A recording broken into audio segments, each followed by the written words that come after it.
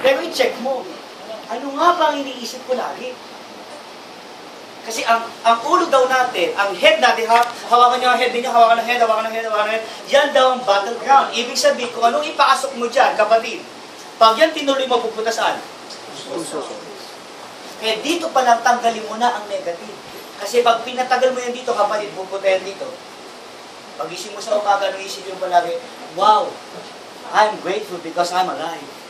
Life is a gift. Tama ba? Yes. Buhay ka pa lang, dapat masaya ka na. Sabi mo sa katabi mo, friend! Friend! Hindi na buhay ka pa. Habang may buhay, may Pag-asa! So kapatid, huwag kang mawawala ng Pag-asa. Ang tubig nga merong pag-asa. Ano? Kung ang tubig nga may pag-asa, tao ka, tama ba? Yes. Sabi mo sa katabi mo, tama! Develop din niyo yung positive action. Hindi kasi pwedeng mindset ka lang ng mindset. Araw-araw sigaw-sigaw na power, power, power, power. Ibig sabihin wala ka namang ginagawa. Kailangan duktungan mo siya ng positive action. Sabi mo, action. Action. Habang sumisigaw ka ng power, dapat nag-i-invite ka. Hindi ka pwede magkaroon ng downline kung hindi ka nag-i-invite. Tama ba? Tama. Tanda mo, ang negosyo natin is what? Network marketing. Pag sinabi mo marketing, nagma-market ka. Tama? Pag sinabi mo marketing, nagsishare ka ng business. Tama po ba? Tandaan ninyo, ang negosyo natin nasaan? Nasa bibig. Kung ang Jollibee bumibili ng magandang karatula at binisilisi nila 24 hours para makita ng tao may Jollibee, ang karatula mo kapatid, bibig mo. So ibig sabihin bukas, magpakabit ka ng ilaw dito, saksak to na. Ibig sabihin, saan magagaling ang business? Saan? Sa bibig. So ibig sabihin, dapat palagi mong ibubo ang bibig mo. Pag-isip mo pala sa umaga, ibuka mo na. Ate, try mo ibuka bibig mo ate. Kasi pag hindi alam ng kaibigan mo, kamag-anak mo, kung anong ginagawa mo, sa tingin mo, magiging part siya ng business mo. Hindi. Katulad ako ho, ang ginagawa ko araw, nagsishare ko ng business. Nagsishare ng business. Sabi mo sa katabi mo, mag-share ka. Mag-share ka. Ito lang ang negosyo maganda kasi nagsishare ka. Hindi ka dapat madamot. Tama ba? Ito lang ang negosyo, nagsishare ka ng pagyaman. Kasi hindi lang ikaw yayaman, pati yung ini-invite mo, yayaman din. Tama ba? Yes. Sabi mo sa katabi mo, friend, Friend! yaman ka na. Yaman ka na. And always have you should develop a right habit. Ano yung habit? A habit of presenting the business. Madami kasi hanggang ngayon guys, no, member ng one group, hanggang ngayon natatakot mag-present. Meron po bang ganun? Yes. Tandaan niyo, ang pag-present po ay isa sa pinaka-importante na dapat mong gawin pag ikaw nag-network. Bigat ba? Yung tinatama mo ba? Kasi ako ho, nung nagsisimula ho, wala naman ho nagturo sa mag-present. Ako din mismo, nag-aral mag-present. Pag hindi ka mag-present at palagi ka naki-apply, meron ako invite, si apply busy, mabad gift ka. Bakit siya? Hindi ba yung apply, may invite ako? Si apply busy, mababad gift ka. Hanggang ending, ayaw mo na mag-invite. Tama ba? Tama. Tama ba? Yung negosyong pinasok mo, negosyo mo, unang-una, negosyo mo yan. Sabi mo nga, negosyo ko yan. Negosyo ko yan. Si apply, i-guide ka lang niya. Huwag sasamahan loob kay apply kapag wala. May tinatama mo ba? Pero guys ang maganda nito guys we should do this independently because we are all leaders. Sabi mo leaders. Leaders. Sa network marketing, for you to be successful, huwag kang titingin sa taas, huwag kang titingin sa kaliwa, huwag kang titingin sa kanan. At titingnan mo ikaw lang hanggang pababa. Tama. Kasi pag pupunta ka ng office, buti pa yung course life ko. May pay. Wala. Buti pa yung apply ko, may bagong team. Wala ako. Buti nga. Nakalimutan mo tingnan yung sino. Ang negosyo mo, hindi si Lev, hindi si Rad, hindi siya, kundi sino? Sabi mo nga ako. Ako. Lahat ng bagay, kailangan magsimula sa iyo. Kasi kahit ano sigaw din apply na power, kung hanggang ngayon hindi ka pa din naniniwala, kapatid, bali wala.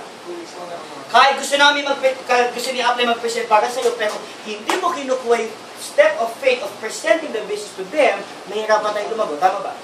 Kasi pag marunong ka na mag-present, kapatid, kahit nasan ka, pwede mo na i-close yung deal. Tama ba? Yes. And after that, you should have build relationship. What? Build relationship with your upline. Build a relationship with your cross-line. Build a relationship with your downline. Hindi naman pwede, pagsali ng tao, iniwanan mo na. Tama ba? Yeah. Network marketing is about building relationship. Sabi mo sa katabi mo, relationship. Relationship. Ito lang yung negosyo nakita ko pag sinalihan mo ngayon hanggang dulo magkasama kayo. Tama. Tama ba? Yes. Tama ba? Tama ba? Yung mga sa atin mo, tama. Tama. Kasi sa ganitong negosyo, hindi lang may partner ka, may kaibigan ka pa. Yes. Hindi ka lang may kaibigan, mahal mo, maging may magkaroon ka pa ng lover. Tama! Sino ba single? Sino mga single? Single? O yung single? Single ba yan? Single. Malay mo, dito mo mahanap yung iyong lover. Boy. Yes. Malay mo, dito mo mahanap yung lover. Boy. Develop a good relationship with all your members. Boy, kasi kadalasan, yung ibang mga members, nilalapitan lang yung downline nila. Huwag tayo dyan. Crossline yan. Team A niya, ano yan? Dito tayo. Di ba? Tandaan nyo guys, ang success ng isa ay success ng bawat isa. Tama ba? Yes. Wala nang crossline syndrome. Sabi mo sa katabi mo, friend! Friend! Wala nang crossline! Wala nang crossline! Wala nang sumasalita. While we are in one family, dapat sa pamilya, sa loob pa lang, especially tayo, we are the pioneering stage. Kayo po ang magiging part ng future multi-millionaires ng one group. Guys, pioneering kayo. Ulitin ko lang guys ha, hindi po kayo basta member lang. Wala pa po tayong 6,000, 5,000 members pa lang. At part po kayo nun. Yun. Tama yung sinabi ni Tito Robert kanina, mas magandang simulan ng tama para lahat ng bagay tama. Simulan natin sa relasyon natin, doon sa kasama natin sa negosyo. Tanggalin na natin yung, bakit ganun? Ba't siya may pinili na wala? Dito tayo, sila doon, bala dito tayo. We are one. We should be one. Sabi mo nga, one. One. Sabi mo nga, one. One. Kaya nga one bro eh, di ba? We should be one. Sabi mo sa tabi mo, tama? Tama. And you should, number 5, embrace where you are. Ibig sabihin, kung nasa ka man ngayon, sa buhay mo, kailangan masaya ka. Money cannot buy happiness, but happiness can buy money. Happiness can bring money. Kung ikaw palagi malungkot ang pera, malayo sa iyo. Totoo yan. Kaya kung ikaw ngayon ay nahihirapan, sino po dito naghihirap? Taas ang kamay. Sino po dito kulang ang income? Taas ang kamay. Sino dito kailangan mas malaking income? Taas ang kamay. Alam mo guys, kung nasa ka man ngayon, kaya ka nandito kasi ganyan ang sitwasyon mo ngayon. Tama ba? Kasi kung ikaw si Henry C. Kapatid, hindi ka nakikinig sa akin. Tama? Kung ikaw naman si Bill Gates, malamang sweetheart, wala ka dyan. Kung ikaw naman ay si Lucio Tan, malamang wala ka dyan. Tama ba? The reason why you are there, kasi meron niyang gusto ipakita sa iyo ng Diyos na merong magandang nakahanda sa buhay mo. Tama ba? Yes. Sabi mo sa katabi mo, friend? Friend. I'm faithful. I'm faithful. And number 6, develop the inner you. Do you know na kahit anong sabihin mo sa labas na power, kung nasa loob mo, ay hindi power, kita ng tao. Kahit sabihin mo, friend, yayaman tayo! Pero ramdam ng kausap mo na wala ka pa rin tiwala hanggang ngayon doon sa ginagawa mo. Kasi pa nag-i-invite ka pa lang, mararamdaman na ng tao. Bago ka magsimula sa ibang tao, simulan mo muna sa sarili mo. Paano mo sasabihin sa tao, yayaman tayo kung ikaw mismo hindi ka naniniwala? Tama ba? You should start inside you. Mamaya pag uwi mo ng bahay, tingnan, eto medyo nakakatawa, pero ginagawa ko ito paminsan-minsan. Tingnan mo muna yung sarili mo sa salamin at ikwento mo yung negosyong sinalihan mo. Sa sarili mo. Guys, ang negosyong ito, before you sell it to others, you have to sell it to yourself. You should start inside you. The reflection of inside you is your eyes. Di ba pag nagpagkuso sa tao, pwede ka ba nakapikit? Meron dito na kapag kayo nagbobom nakapikit. Ano mo bagay dito sa one go? What can you do for 4,000? Sa tingin na 88, 900,000. Di ba ang pangin? Before you share your business, and you have a great business, 2013, you have to develop and clean what's inside you. You have to start inside you.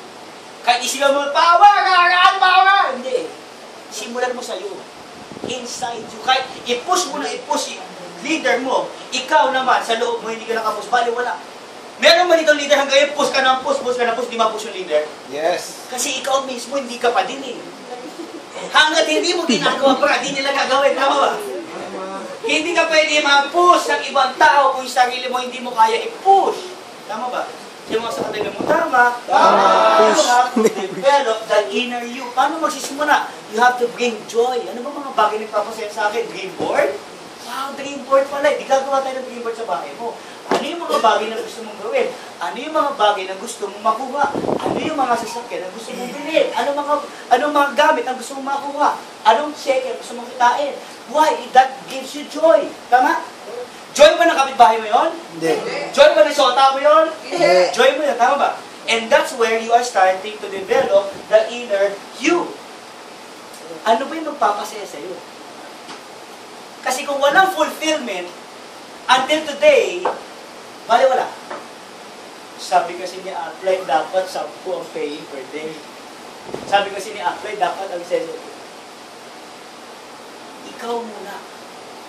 Bakit ko nga pala ito ginagawa? Ano yung fulfillment? Bakit nga pala? Ano yung dahilan kung bakit ako nandito? Sabi nga nila, ang success, it is not the why you want to be successful. It is not the how you want to be successful. It is why do you want to be successful. Tama ba? It is the why. Kasi kung pag alam mo na yung why, yung how, madali na lang. Tama ba? Yes. You have to develop inside you. Kasi para yung ano eh, para yung pag habang tinatago mo, ma-upgrade din yan. Tama ba? Tama ba? Itong negosyo to, negosyo mo to. Itong negosyo to, negosyo mo to. Hindi to negosyo ng downline mo. Hindi to negosyo ng upline. Kanino negosyo to? Kung sa iyong negosyo to, dapat ikaw mismo naniniwala. Tama ba? You have to develop the inner you. Tonight, may homework kayo, hitingin sa salamin, sabi mo sa sarili mo, friend, ito ang bago ko sila ng business. Maganda ba? Power. Pag sumagot, power, matakot ka. May problema ka na ba? Okay? Number 7, the last but not the least. Madaming successful, madaming sikat, madaming mayaman, pero walang passion in life. Hindi po tuwing umaga pag pupunta ng opisina, padre. Di tuwing umaga, wala na nagkakaroon ng excitement sa loob ng buhay nila na habang ginagawa yung ginagawin nila, wala ng joy. Number 7, last but not the least, this is the most important thing in life. You have to have the passion in life. First thing in the morning, Lord, thank you, may buhay. Lord, thank you, may kakahinga ako. Lord, thank you, may katabi ako. Lord, thank you sa bahay ko. Lord, thank you sa kotse. Lord, thank you sa damit na meron ako. Lord, thank you sa pagkain na nakakain. Tuyo man yan, sardinas man yan, salmon man yan, o oyster man yan, o kahit ano pa yan, mag-thank you ka na. Why? Doon nagsisimula, lahat ng bagay bumilis pumunta sa iyo ang success. Kasi kung hindi ka nagtithank you, tulad sinabi Tito Robert kaya, kung pala ka hingi ng hingi at di ka sinasagot, balik ka din mo naman, Lord, thank you sa 1 million pauwi ka. Lord, thank you sa bago mong helicopter, ha? Lord, thank you sa wonderful team, ha? Lord, thank you. Minsan yung word na nakakalimutan mo na. Sino mo sa katabi mo, thank you. Thank you. You are born to be a champion. You know why? Ask me why. Why? Nag-iisa ka na sa mundong ito. God doesn't want you not to prosper, but God wants you to be successful in life. You just have to have faith. Sa mga faith. Faith. Binigay niya na sa iyo lahat. Binigyan ka niya ng ulo, kamay, katawan, lahat na binigay ko.